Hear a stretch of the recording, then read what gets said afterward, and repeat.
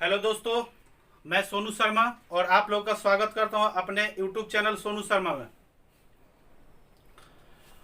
आज हम लोग एसआई पढ़ेंगे, मतलब सिंपल इंटरेस्ट, जिसको हम लोग हिंदी में साधारण ब्याज बोलते हैं। सीआई हम खत्म कर चुके हैं और सिंपल इंटरेस्ट का किस्त संबंधित क्वेश्चन हम पढ़ा चुके थे सीआई के किस्त के साथ ही। मतलब एक वीडियो हम पहले एसआई का किस्त डाले थे, उसके बाद सीआई वाला डाले थे किस्त के लिए। यहाँ पर हम पढ़ेंगे सिंपल इंटरेस्ट के सब साधारण क्वेश्चन जो भी होगा। आप लोग ध्यान से समझिएगा, बातों को सुनिएगा, ठीक है। तो चलिए देखते हैं सिंपल इंटरेस्ट। सिंपल इंटरेस्ट क्या होता है? साधारण ब्याज। तो कंपाउंड इंटरेस्ट के वीडियो में हम स्टार्टिंग में ही कुछ समझाए थे सिंपल इंटरेस्ट के भी बारे में, कि हमको कंपाउंड इंटरेस्ट क्या होता है, सिंपल इंटरेस्ट क्या होता है। फिर एक बार समझ लीजिए, कंपाउंड इंटरेस्ट होता है साधारण ब्याज और सिंपल इंटरेस्ट होता है, कंपाउंड इंटरेस्ट होता है चक्रवृद्धि ब्याज और सिंपल इंटरेस्ट होता है आपका साधारण ब्याज। साधारण ब्याज हमेशा आपका प्रिंसिपल पर लगता है, यानी मूलधन पर लगता है, ठीक है। और आपका सीआई जो होता है, माने चक्रवृद्धि ब्याज, क्या लगता है? मूलधन पर लगता है और ब्याज का भी ब्याज वो लेता है, यानी इंटरेस्ट का भी इंटरेस्ट लेता है। यानी पहले साल तो वो मूलधन पर ले लेगा, लेकिन दूसरे साल वो आपके प्रिंसिपल पर भी ब्याज लेगा और उस पर जो लगा सीआई है, मतलब जो भी आपका इंटरेस्ट है उस पर भी इंटरेस्ट लेगा। तो यानी सीआई में ब्याज का ब्याज लगता है और साधारण ब्याज में केवल मूलधन का ब्याज लगता है, ठीक है। इसी बात को हम समझेंगे। तो इसमें भी आपका क्या होता है? एक प्रिंसिपल होता है जिसको पी से सूचित करते हैं और उसको क्या बोलते हैं? मूलधन। दूसरा होता है रेट, यानी दर होता है। तीसरा टाइम होता है, यानी समय होता है। एक मिश्रधन होता है जिसको अमाउंट बोलते हैं।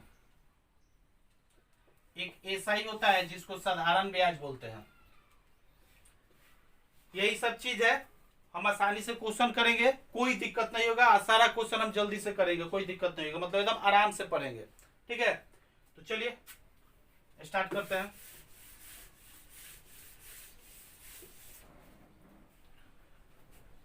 मान लीजिए अगर बोल दे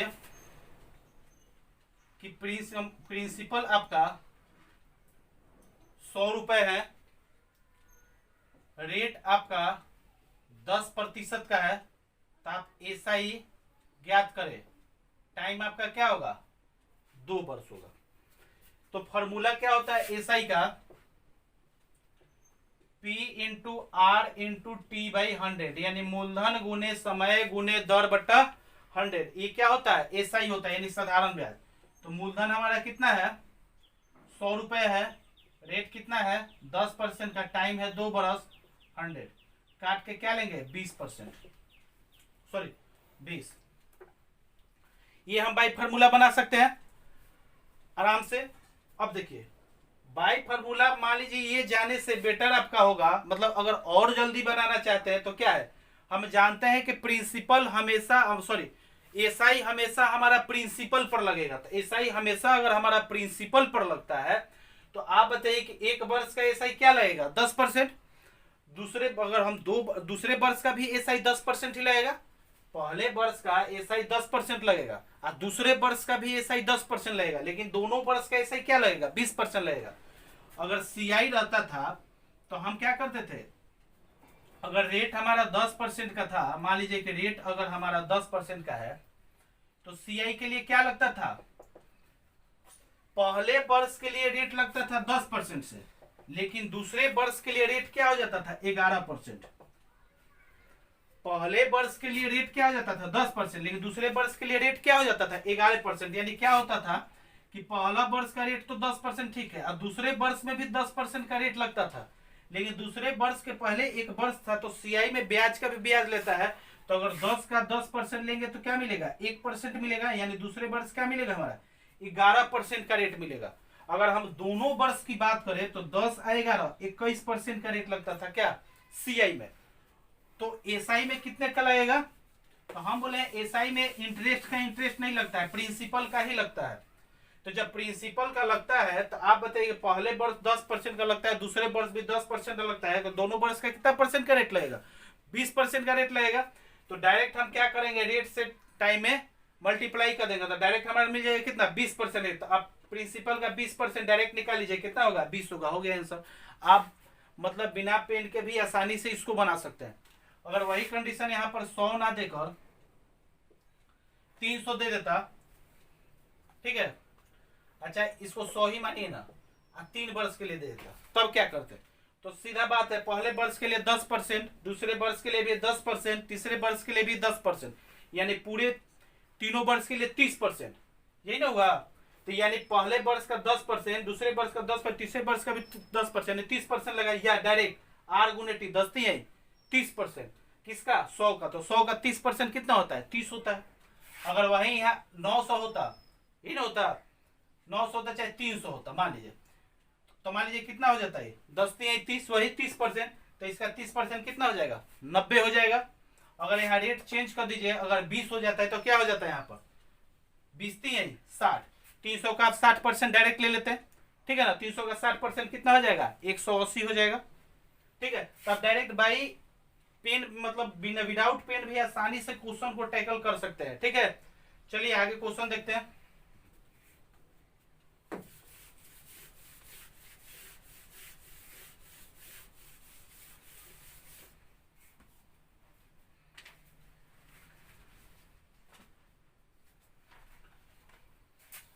मान लीजिए क्वेश्चन है,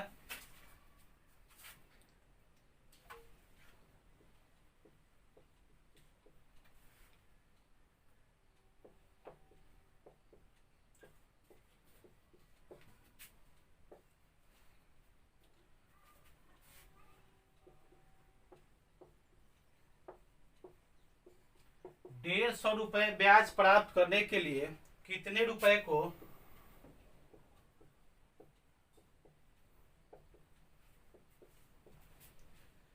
6 महीने के लिए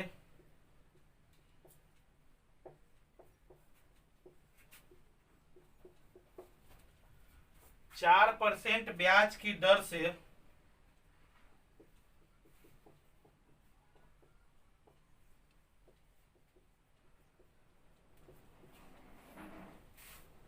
साधारण ब्याज देना होगा, पर देना होगा।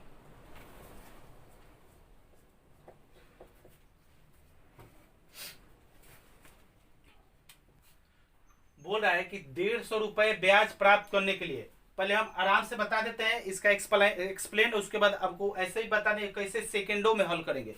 तो पहले एक्सप्लेन देख लीजिए, कॉन्सेप्ट क्लियर कर लीजिए। एसआई कितना है हमारा? 150, कितने रुपए को 6 महीने के लिए 4% ब्याज की दर से, 4% वार्षिक ब्याज की दर से साधारण ब्याज पर देना होगा, ये ना है ना? हमको प्रिंसिपल चाहिए, ठीक है। रेट हमारा कितना दिया है? 4% वार्षिक, लेकिन ध्यान दीजिए 6 महीना के लिए निकालना है, तो रेट हमारा हाफ हो जाएगा, ठीक है। साल भर का रेट है 4%, तो 6 माह का रेट कितना हो जाएगा? 2%, यही ना हो जाएगा?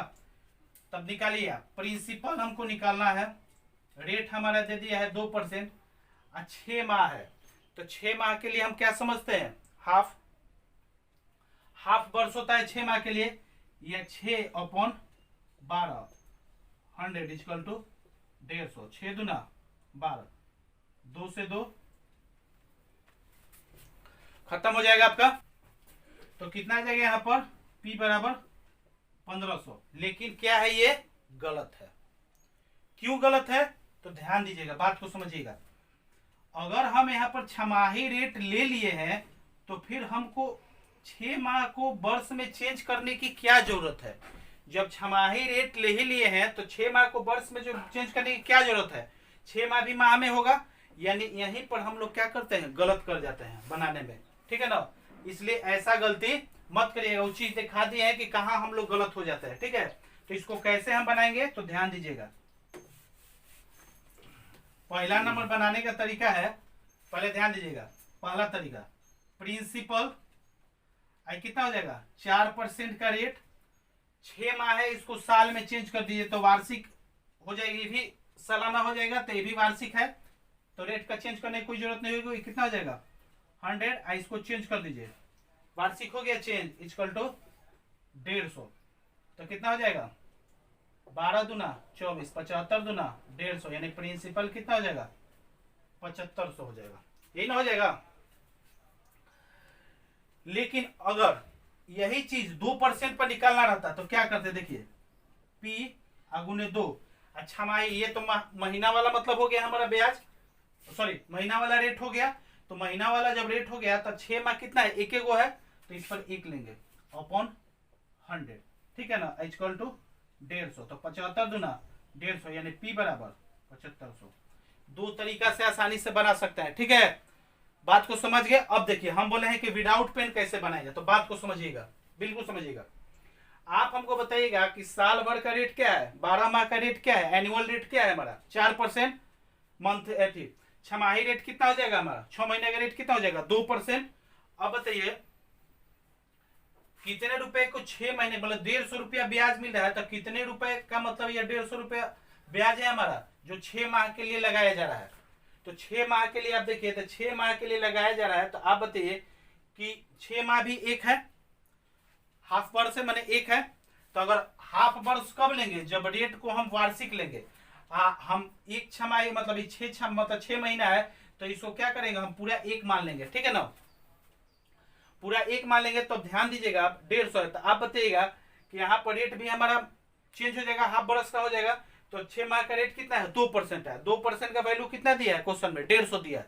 2% का वैल्यू अगर 150 दिया है तो 1% का वैल्यू कितना हो जाएगा 75 हो जाएगा। तो 100% का वैल्यू कितना हो जाएगा 7500 हो जाएगा, आसानी से बना लेंगे।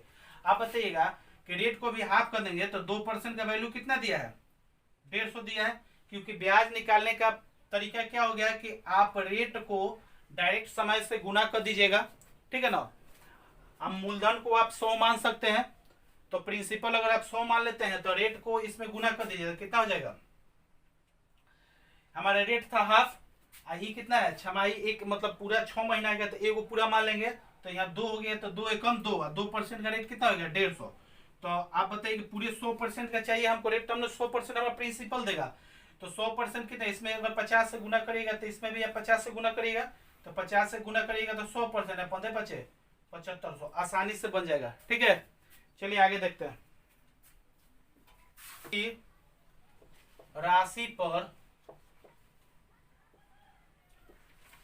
5% वार्षिक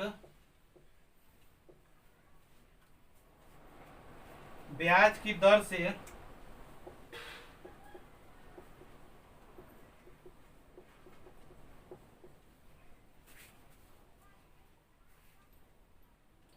तीन वर्षों और 4 वर्षों में प्राप्त साधारण ब्याज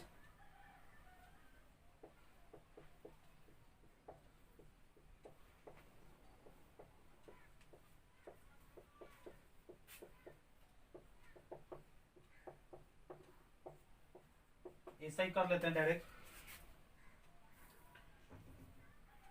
में अंतर 42 रुपए का है।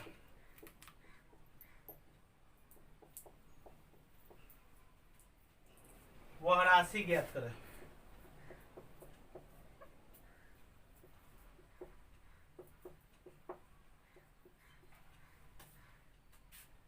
ठीक है, समझिए समझिए, किसी राशि पर 5% वार्षिक ब्याज की दर से 3 वर्षों 4 वर्षों में प्राप्त एसआई में अंतर 42 रुपए है, तो वह राशि ज्ञात करें। आप बाई फार्मूला भी बना सकते हैं, ऐसे भी आसानी से बना सकते हैं विदाउट पेन। देखिए कैसे समझाते हैं आपको। 5% से कितना वर्ष के लिए, 3 वर्ष के लिए। तो एक वर्ष का अगर 5% लेता था तो तीनों वर्ष का कितना लेगा 15% लेगा, 15% लेगा ना, ले लीजिए 15%। हम लिख कर दिखा देते हैं, ऐसे हम मुंह से भी बना सकते थे डायरेक्ट 15%। आप ध्यान दीजिएगा, वही रेट 5% का है तो 4 वर्ष के लिए कितना लेगा 20%। कितना परसेंट का डिफरेंस हुआ 5%। अब 5% डिफरेंस कितना कर रहा है 42 का, ठीक है ना। इसमें 20 से गुना करेंगे तो 100 हो जाएगा, इसमें भी 20 से गुना करना पड़ेगा, तो 20 से गुना करिएगा तो कितना 100%। यहाँ 20 से गुना करें तो 42 दूना 84, 840। आप डायरेक्ट बना लीजिएगा, ऐसे ही बना सकते थे। 15 5 20, 5% का डिफरेंस है, 5% बराबर 42, तो 100% बराबर कितना 840, एकदम आसानी से। अगर ऐसे नहीं बना पाते तो आप बाई फार्मूला जाते तो कैसे आपको जाना पड़ता था, ऐसे जाना पड़ता, P गुने 5 गुने 4/100 घटाओ P गुने 3 गुने 5/100 इक्वल टू 42 रुपये। इसमें डबल जीरो, यहाँ पर डबल जीरो काट दीजिए, ठीक है ना। 5 चौका 20, पंती 15, तो कितना हो जाएगा 5P इक्वल टू 5 × 40, 5 चौका 20, कितना हो जाता प्रिंसिपल 840 हो जाता, ठीक है। तो ऐसे भी बना लेते, ऐसे ही बना लेते। आप लोग ऐसे विदाउट पेन करने का प्रयास करिएगा, जितना क्वेश्चन हो जाए आपसे विदाउट पेन उतना करने का प्रयास करिएगा। एग्जाम में आपका टाइम बचेगा तो बेटर है, ठीक है, थकिएगा नहीं।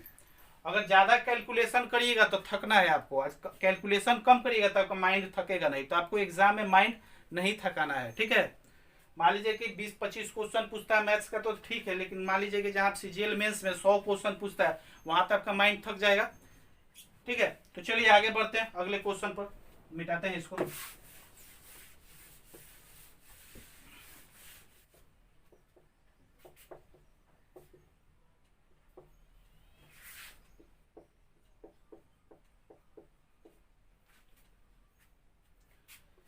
₹13.50 13.50 है, तो उनकी बचत दरों का अंतर बताइए।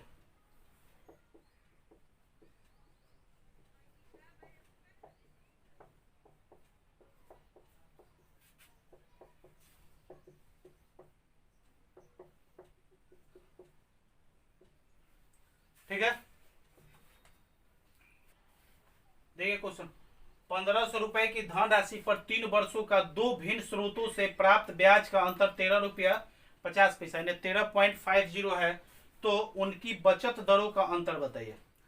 सिंपल है, आप हमको बताइएगा 1500 इसके लिए भी है, मतलब 1500 रुपया पहले रेट के लिए भी है, 1500 रुपया दूसरे रेट के लिए भी है, 3 वर्ष पहले रेट के लिए भी है, 3 वर्ष दूसरे रेट के लिए भी है। तो आप बताइए 1500 गुने 3 दोनों में कॉमन हो जाएगा, तो यानी 4500 रुपया कॉमन हो जाएगा, ठीक है ना। किसमें R1 - R2 upon 100 equal to कितना हो जाएगा, काट दीजिए, 15 तिया 15 9 तितरी का 9 3 दहिया 30, तो R1 - R2 कितना आ जाएगा 0.3। आसानी से बना लेंगे एकदम सेकेंडों भर। कैसे किए हैं तो देख लीजिए, मान लीजिए 1500 था पहले के लिए 3 से R1 के रेट से, फिर घटाओ 1500 रुपया था 3 के लिए R2 के रेट से, इक्वल टू कितना 13.50/100, क्योंकि पॉइंट हटाए हैं तो 100 हुआ है। अब वही कंडीशन तो 100 खत्म हो जाता है आपका। अब यही देखिए 15 तिया 45 15 तिया 45 दोनों में कॉमन आ जाता है, जो यहाँ पर हम किए हैं डायरेक्ट। तो आप कुछ भागों को दिमाग में ही कर लीजिएगा, यानी अंदर ही अंदर कर लीजिएगा, ठीक है ना। सभी पार्ट को लिखने की जरूरत नहीं है। अगर आपका कॉन्सेप्ट क्लियर है तो आप आधा से मतलब बहुत ज्यादा भाग अपने दिमाग में ही कैलकुलेशन करके लिख सकते हैं, ठीक है। चलिए आगे बढ़ते हैं अगले क्वेश्चन में, मिटाते हैं इसको।